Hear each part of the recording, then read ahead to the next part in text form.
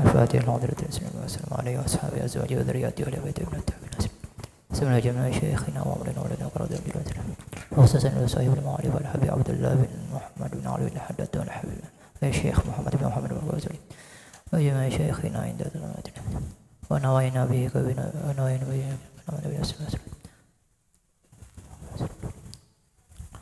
نويت التعلم وتعظيم الله نويت التعلم وتعليم والتذكر والتذكير والنفع والانتفاع والإفادة والإسفادة والحسن والتمسك في كتاب الله وسنة واتباع سنة رسول الله صلى الله عليه وسلم ابتغاء وجهه الله والمرض وثوابه ونعيم بجميع سنة وما نبينا عند تعلم الأطراف وعلى كل من أفسر وسوجر العذرة النبي صلى الله عليه وسلم الفاتحة أعوذ بالله من الشيطان الرجيم بسم الله الرحمن الرحيم الحمد لله رب العالمين الرحمن الرحيم مالك يوم الدين إياك نعبد وإياك نستعين اهدنا الصراط المستقيم صراط الذين أنعمت عليهم غير المغضوب عليهم ولا الضالين آمين بسم الله الرحمن الرحيم الحمد لله رب العالمين وبه نستعين على أمور الدنيا والدين اللهم صل وسلم على سيدنا محمد سيد الأنبياء والمرسلين وآله المطهرين وأصحابه أجمعين والتابعين وتابع التابعين ومن تبعهم بإحسان إلى يوم الدين أما بعد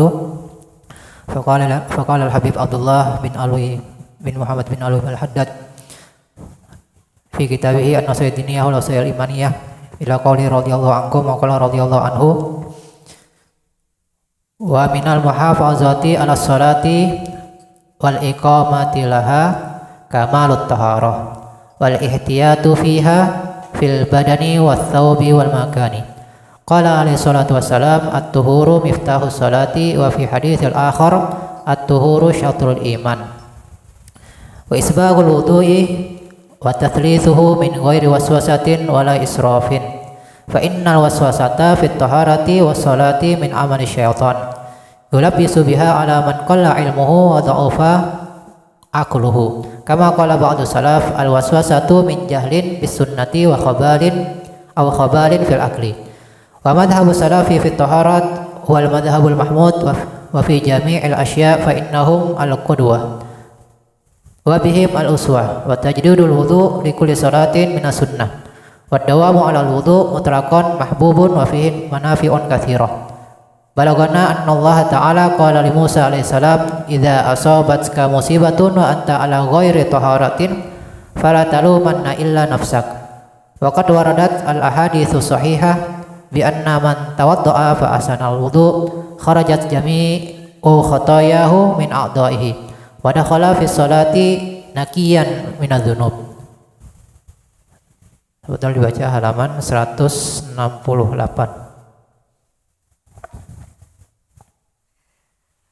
A'udzubillahi minasyaitonirrajim. Bismillahirrahmanirrahim. Radhiyallahu ankum. Halaman 168. Wajib menyempurnakan bersuci sebelum mendirikan salat. Di antara syarat memelihara dan menegakkan salat ialah menyempurnakan kesucian serta menyeluruh terhadap badan, pakaian dan tempat salat. Rasulullah Shallallahu Alaihi Wasallam bersabda, at-tahuru miftahus shalah. Kesucian adalah kunci salat. Hadis yang lain, at-tahuru syatrul iman. Kesucian adalah separuh iman. Di antaranya lagi ialah meratakan air ke seluruh anggota wudhu dengan mengulangnya 3 kali tanpa waswas atau keraguan. Karena waswas dalam bersuci dan sholat merupakan hasutan setan yang menyesatkan orang-orang yang dangkal ilmu dan lemah akalnya. Sebagian salaf soleh telah berkata, waswas itu ditimbulkan oleh kebodohan tentang perkara-perkara yang sunnah atau kebebalan akal. Adapun mazhab salaf dalam mengurus kesucian dalam segala hal adalah suatu ajaran yang terpuji. Sesungguhnya merekalah yang patut menjadi contoh dan teladan. Memperbarui wudhu untuk setiap sholat adalah sunnah. Begitu pula mengekalkan diri dalam keadaan berwudhu pada setiap saat adalah mahbub atau disenangi Rasulullah. Karena yang demikian itu mengandung berbagai manfaat.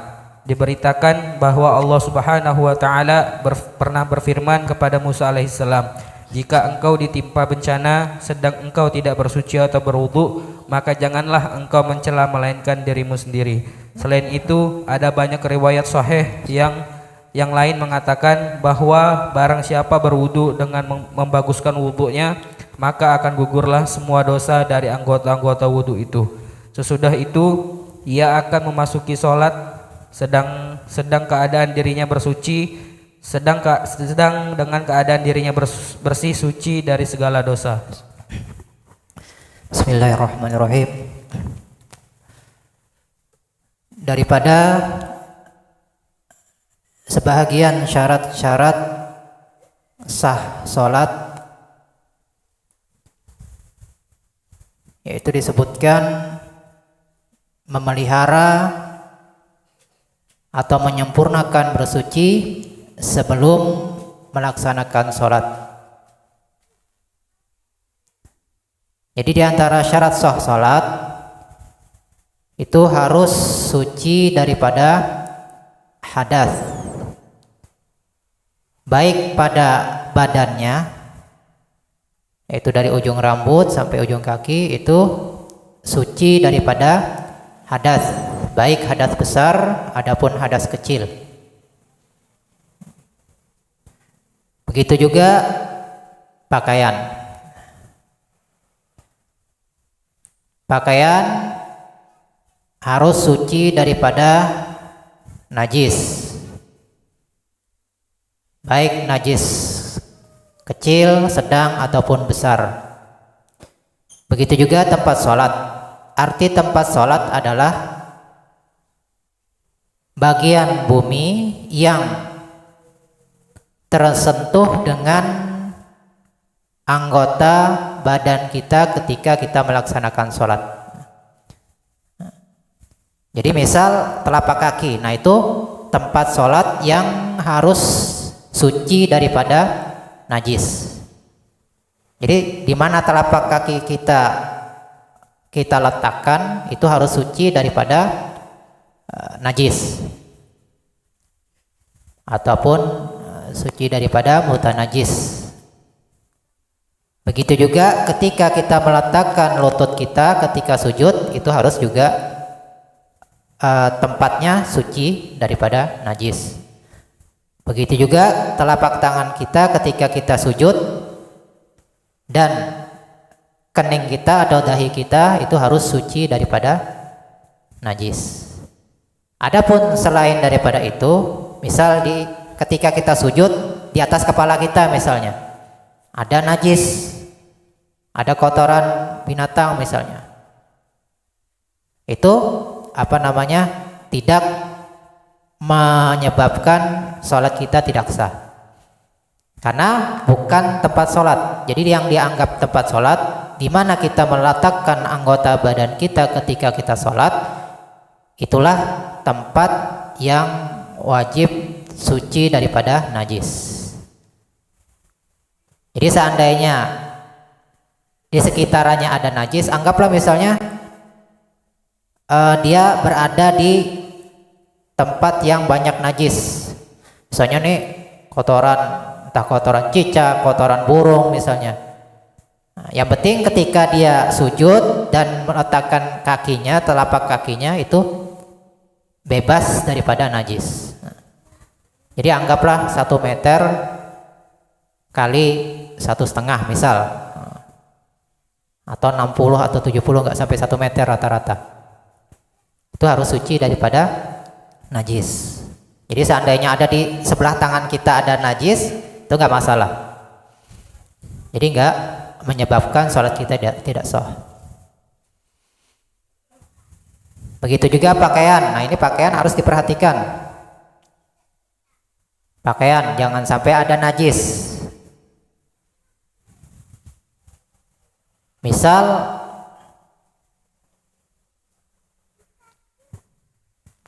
yang kadang-kadang menjadi suatu yang terlalaikan. Misal kita bawa duit, uang yang habis belanja di pasar misal. Nah, misalnya kita beli ikan, beli daging. Nah, ini kadang duit-duit ini terkena darah. Nah, duitnya kita masukkan di kantong, kita bawa sholat. Nah itu bisa menyebabkan sholat kita tidak sah. Jadi kita perhatikan dulu duitnya. Oh ini duitnya aman. Karena kalau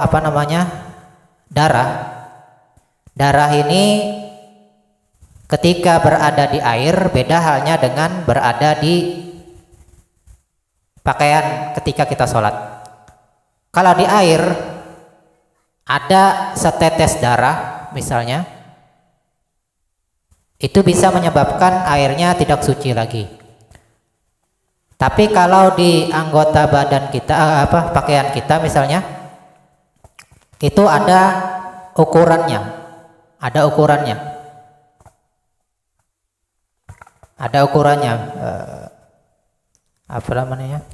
kalau lebih daripada ukuran, ada yang mengatakan ya anggaplah koin, kalau dulu duit 25 ya, selawe. Nah, lebih dari itu ghair ma'fu, jadi gak dimaafkan. Kalau misalnya kecil-kecil aja, misalnya setetes, sitik, itu masih ma'fu. Asal ketika ada itu nggak sengaja. Kalau misalnya kita sengaja nih tetesin darah, walaupun setitik,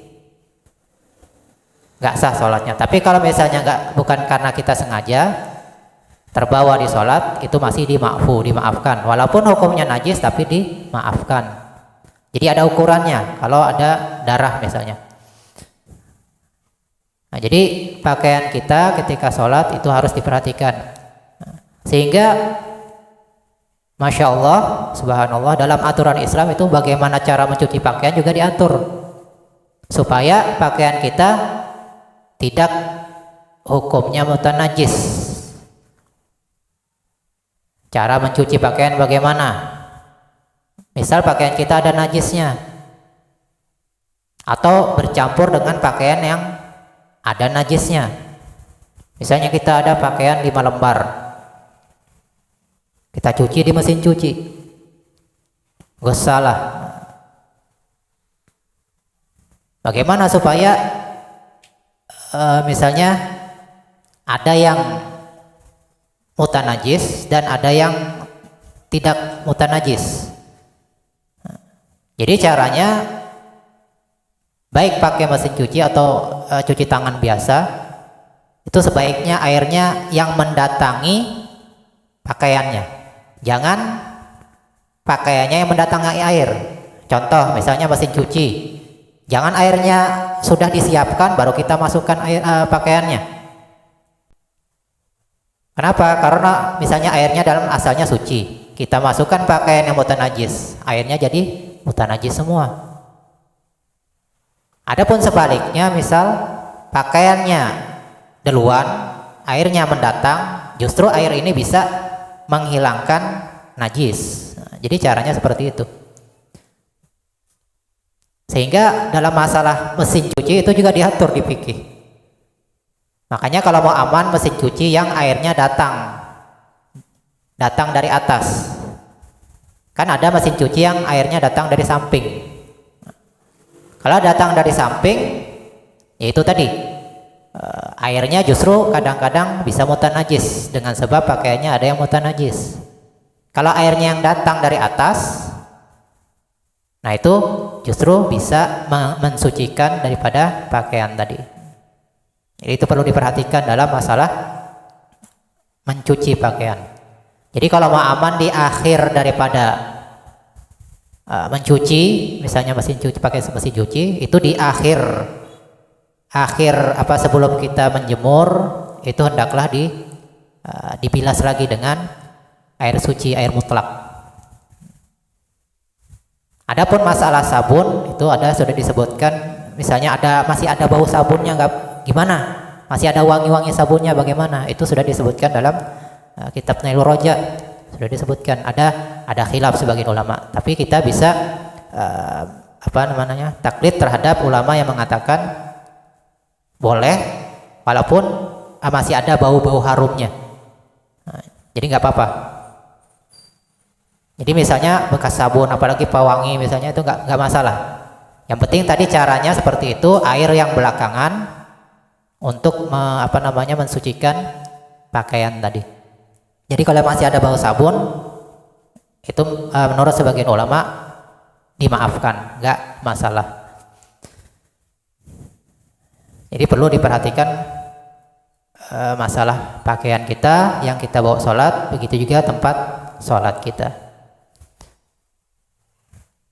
Rasulullah SAW bersabda, at-tahuru miftahus sholah.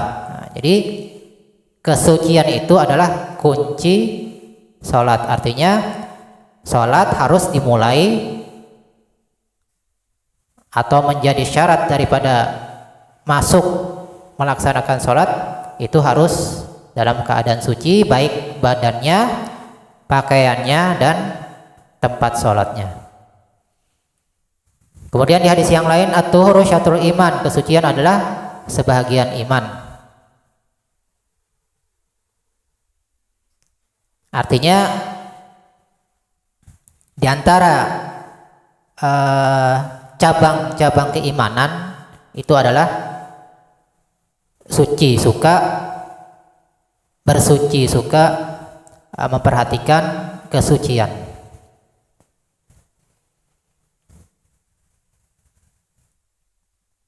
Kemudian yang perlu diperhatikan lagi kata beliau dalam masalah meratakan air ke seluruh anggota wudhu. Nah ini juga perlu diperhatikan. Biasanya ini kaki yang kadang-kadang orang lalai. Kadang-kadang kaki ini cuman di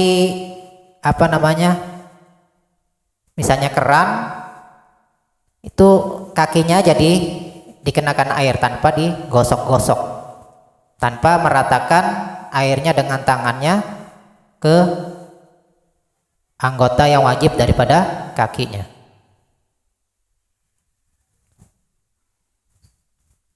Nah, sehingga ini ada disebutkan dalam salah satu hadis, ada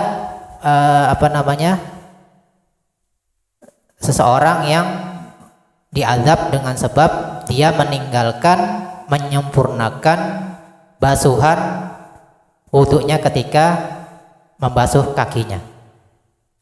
Di antaranya tadi tanpa menggosok-gosok kakinya, cuman didatangkan kakinya ke keran, ke air yang keluar dari keran tanpa digosok-gosok.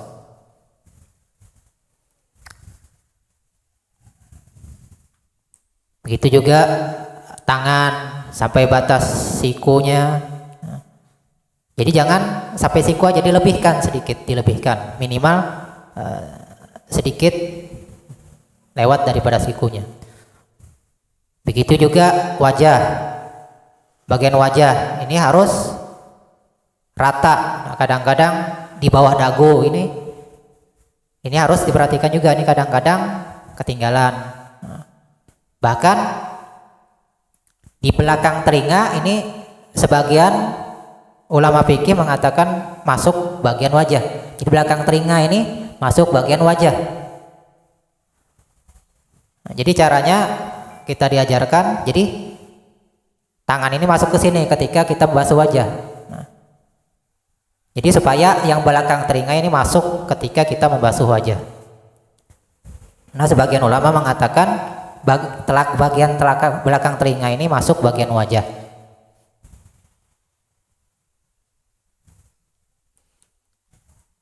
Serta diantara sunnah yaitu mengulangi 3 kali basuhan. Nah, mulai daripada wajah, tangan, sebagian kepala,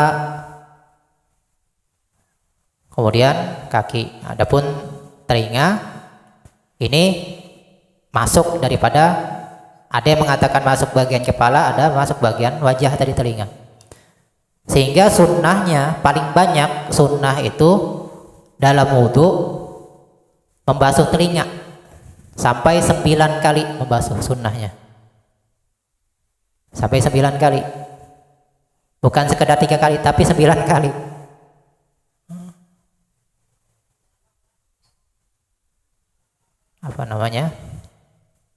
Begini dulu, terus begini, kemudian begini, dimasukkan kelingking di lubang telinganya, dan terakhir ditepuk. Jadi masing-masing 3 kali. Jadi 9 kali membasuh telinga ketika wudu. Di antara hikmahnya apa? Karena paling banyak telinga kita ini yang sering mendengarkan maksiat segala macam yang menyebabkan dosa tadi. Jadi sehingga di antara sunnah yaitu membasuh telinga itu sampai 9 kali. Begini 3 kali dengan dimasukkan kelingking 3 kali dan ditepuk segini 3 kali. Dan sunnahnya ini beda dengan anggota badan yang lain. Kalau telinga itu bareng sunnahnya.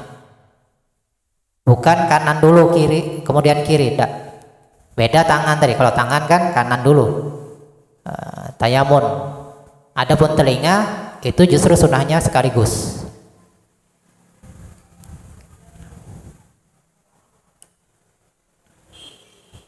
Kemudian tanpa was-was ataupun keraguan.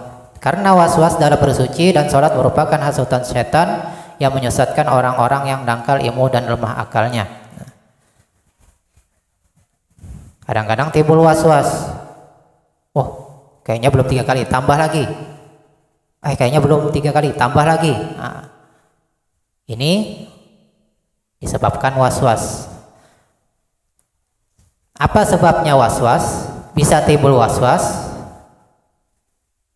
Itu adalah hasutan setan. Dan hasutan setan ini yang bisa terkena was-was tadi itu siapa? Orang yang ilmunya masih nanggung. Ilmunya masih nanggung, belajar wudhu cuman sedikit doang. Baru cuma belajar dasar-dasarnya aja. Dan lemah akalnya. Artinya dia nggak mau memahami daripada ilmu yang dia dapat. Udah cuman didengar doang. Rukun wudu 6 misalnya. Basuh tangan sampai ke siku. Udah gitu doang. Dia sekedar yang wajib-wajibnya dia pelajari, sehingga manakala timbul was-was dia akan termakan daripada was-was tersebut karena ilmunya masih dangkal. Karena di ilmu fikih itu nanti disebutkan solusinya bagaimana kita supaya terhindar daripada was-was. Kalau misalnya 3 kali 3 kah 4 kah, atau ini najis kah enggak kah, nah itu kan was-was. Kalau ada ilmunya sudah tahu, oh ini sah, ini najis, ini enggak najis hukumnya, karena sudah diatur dalam ilmu fikih, sudah disebutkan.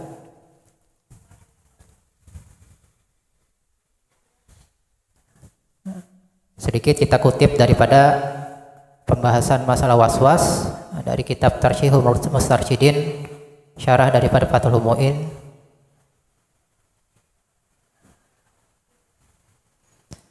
Nah, di sini disebutkan awal timbul was-was itu ada kalanya lemah akal, nah sebagaimana yang disebutkan tadi. Kemudian bisa juga dengan sebab ketidaktahuannya dengan sunnah.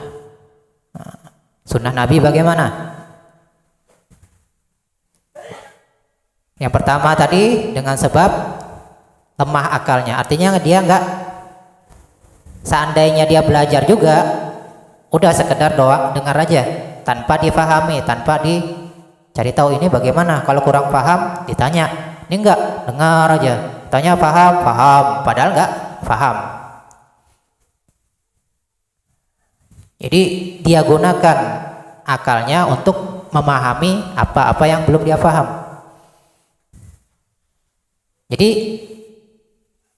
lemah akal ini bisa disebabkan dia nggak menuntutkan ilmu tidak menuntut ilmu sama sekali, ataupun dia menuntut ilmu tapi tanpa dia berusaha memaham daripada apa yang dia dapat. Kemudian yang kedua, ada kemungkinan dengan jahilnya dia, tidak tahunya dia dengan masalah sunnah.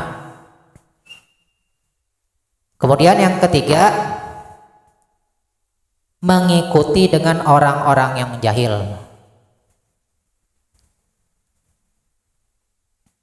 Kemungkinan yang keempat, mengikuti dengan orang-orang yang jahil. Padahal kita disuruh mengikuti ulama-ulama yang sudah jelas sanad-sanadnya ini disebutkan, kita pikir seperti ini. Kita kadang enggak dengar, oh belajar wudhu, oh gampang aja, ada jadi YouTube. Oh ini kata si fulan cara wudhu itu seperti ini. Dia tidak memperhatikan dari mana dia mendapatkan ilmunya.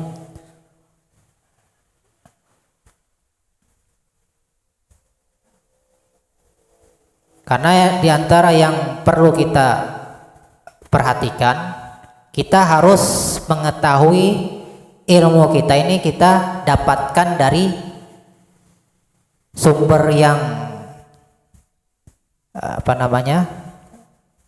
memang sah atau enggak, yang bisa kita ambil. Jadi dari masalah ilmu ini harus diperhatikan. Kalau masalah benar enggaknya, dari siapapun kita bisa. Tapi kalau dalam masalah ilmu itu kita harus tahu dapatnya dari siapa. Jadi nggak bisa sekedar ikut-ikutan.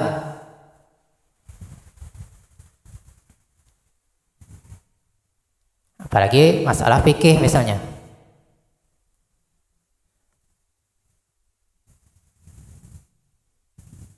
Hadis begitu juga, ini harus ada sanadnya lah. Jadi harus dapatnya itu dari sumber yang jelas. Kemudian lagi dikatakan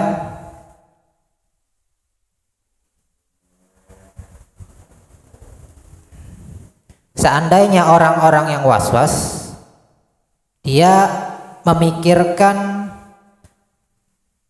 perilaku Rasul sallallahu alaihi wasallam dan mereka mengenal dengan perjalanan hidup Rasul sallallahu alaihi wasallam,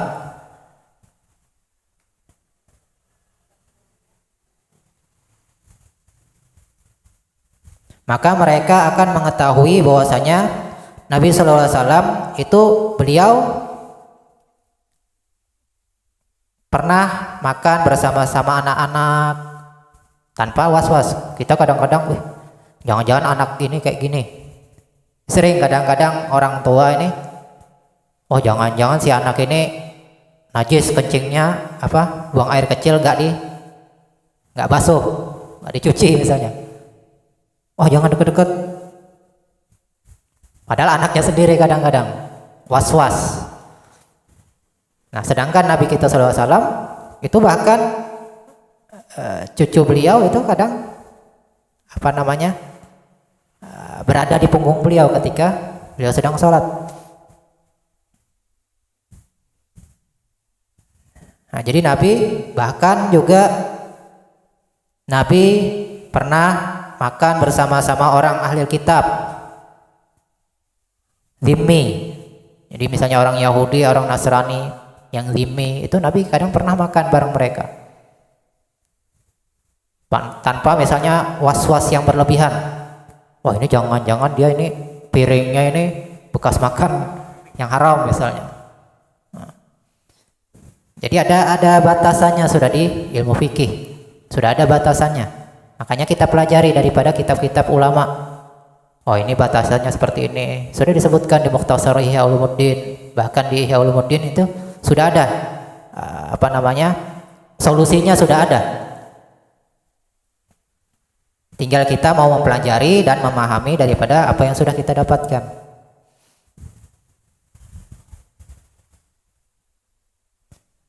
Dan Nabi juga pernah wudhu menggunakan bejana atau tempat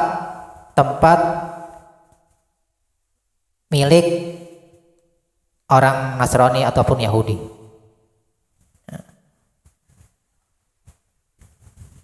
Tanpa membahas, oh ini tempat ini kau pakai buat apa? Enggak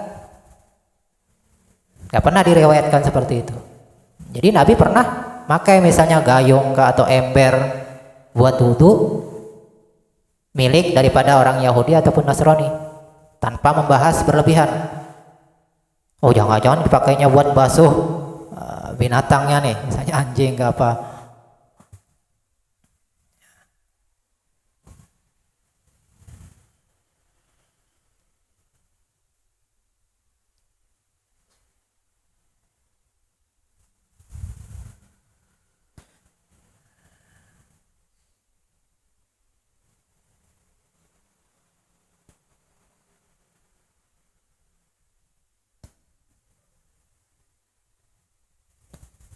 Dan Nabi juga pernah mandi dengan menggunakan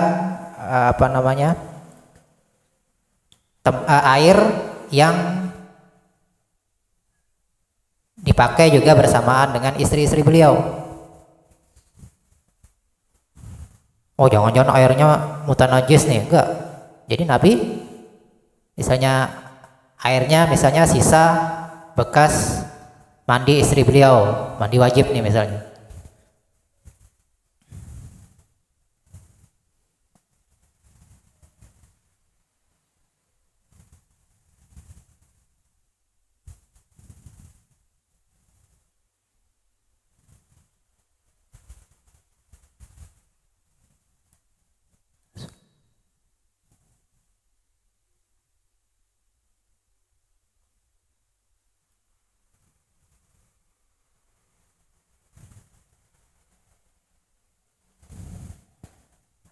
Nabi juga pernah sholat dalam satu waktu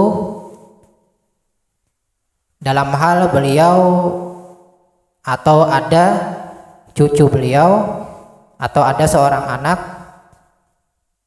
berada di belakang beliau. Umamah binti Abil As di di punggung beliau ketika beliau sedang sholat.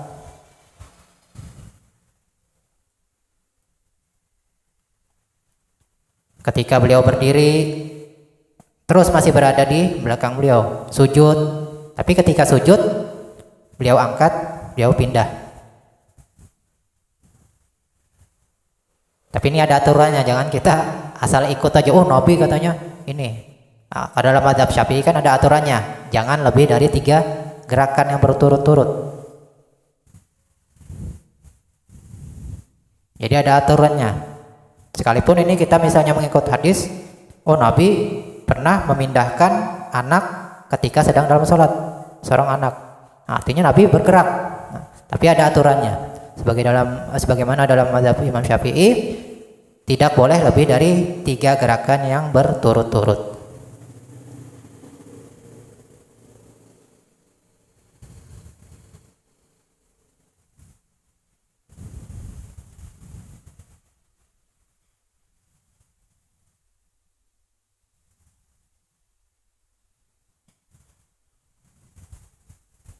Dan juga Nabi pernah wudhu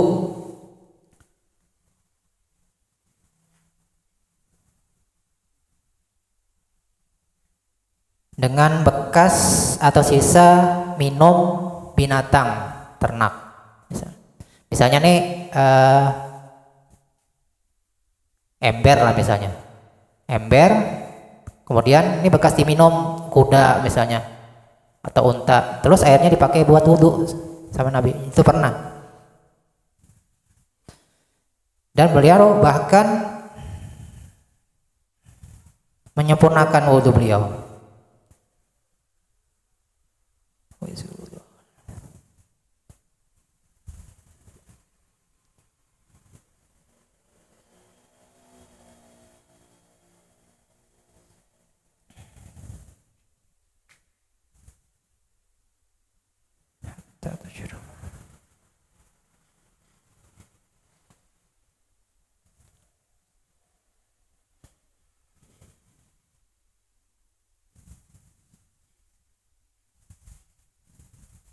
dan tidak pernah dinakol atau diriwayatkan Nabi takbir atau angkat takbir berulang-ulang. Oh, kita sering Allahu Akbar, astagfirullahaladzim, Allahu Akbar. Nggak pernah, Nabi nggak pernah diriwayatkan sekalipun mengulang-ulang takbir beliau.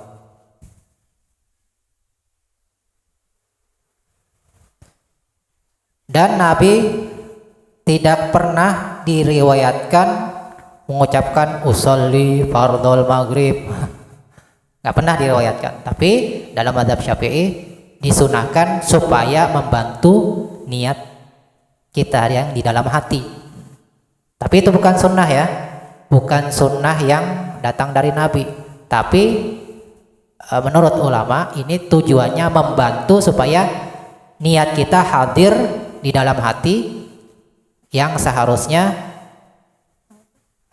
niat yang dilakukan ketika kita sholat. Karena kadang-kadang kita itu harus dibantu dengan lisan kita. Misalnya kita nih punya keinginan, punya tekad, aku mau makan, aku mau makan. Nah, padahal seandainya dia nggak ucapkan itu sudah cukup, tapi dibantu dengan lisan untuk memperkuat tekadnya. Nah, jadi tujuan daripada kita mengucapkan usolli fardhol maghrib itu tujuannya membantu supaya niat kita hadir di dalam hati ketika kita mau melaksanakan sholat. Jadi jangan usolli, astagfirullahaladzim, usolli, salah usolli. Yang penting hatinya yang benar. Yang penting niat dalam hatinya yang benar. Sekalipun salah, sekalipun kita misalnya salah, kita mau sholat isya, terucap usolli fardhol maghrib, tapi di hati kita isya. Udah, teruskan sholat. Yang penting hati kita isya. Sekalipun kita mengucapnya usolli fardhol maghrib, yang penting hati kita isya. Jangan salah usolli.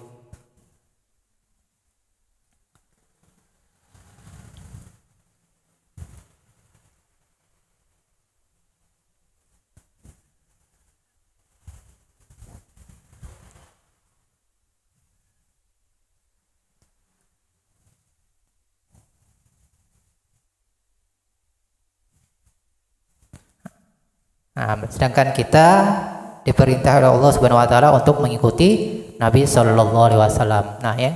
Jadi kita yang perlu kita perhatikan yang mana yang diajarkan Nabi. Artinya yang dalam hati tadi yang harus kita perhatikan. Nah, makanya kita perlu menuntut ilmu itu, terus menuntut ilmu sampai akhir umur kita, supaya kita mengetahui yang mana yang datang daripada Nabi sallallahu alaihi wasallam. Jadi kita tujuannya untuk mengikut Nabi sallallahu alaihi wasallam. Nabi nggak pernah was-was yang berlebihan. Ini nggak, kadang kita, ini airnya suci nggak nih? Misalnya dikasih orang non muslim misalnya nih, kita mau wudu, dikasih ember, nih ada ember buat wudu, air 1 ember buat wudu. Ini suci nggak airnya? Nanya sama orang. Nah, nggak perlu. Yang penting sudah ada aturannya dalam fikih. Kalau misalnya kita lihat, ini kayaknya dia habis nyuci anjingnya misalnya nih, tahu kita, atau minimal zone. Kalau misalnya sekedar ragu-ragu aja, 50-50, nggak usah diikut. Kalau zon itu ada tandanya.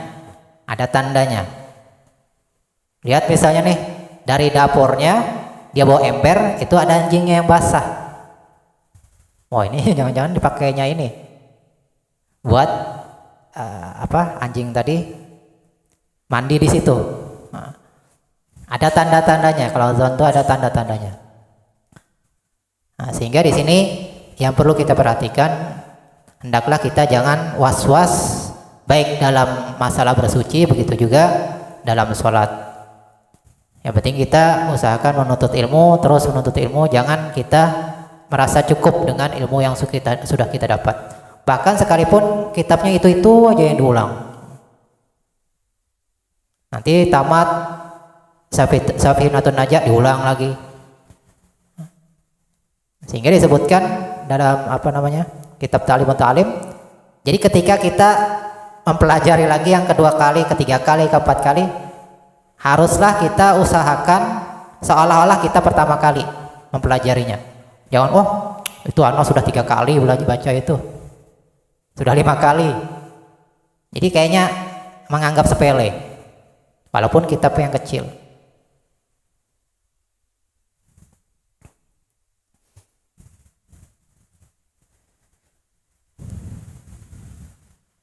Dan daripada mazhab salafus saleh yaitu mengurus kesucian, karena itu adalah sesuatu yang terpuji. Dan kemudian juga memperbaiki wudhu adalah sunnah. Artinya wudhu kita nggak batal, wudhu kita sholat maghrib nggak batal, kita pakai buat sholat isya. Jadi kita harus yakin wudhu kita ini dalam keadaan tidak batal. Kadang-kadang daripada ragu-ragu wudhu lagi, padahal ragu-ragu, artinya dia harus yakin wudhunya ini dalam keadaan batal atau enggak. Kemudian juga hendaklah kita atau dianjurkan untuk mengekalkan wudhu. Jadi ketika wudhu kita batal, kita usahakan wudhu lagi.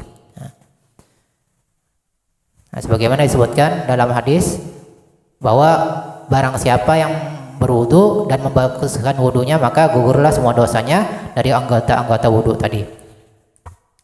Nah, mudah-mudahan Allah Subhanahu wa taala senantiasa memberikan kepada kita taufik dan hidayahnya, memberikan kepada kita fahaman, dan berusaha kita atau diberikan kita usaha untuk senantiasa mempelajari ilmu-ilmu agama, sehingga kita bisa menyempurnakan daripada amalia-amalia kita, mengikuti jejak daripada Nabi kita sallallahu alaihi wasallam, dan kita disampaikan dalam husnul khatimah. Amin ya rabbal alamin. Itu dulu yang disampaikan, kurang lebih mohon maaf. Assalamualaikum warahmatullahi wabarakatuh.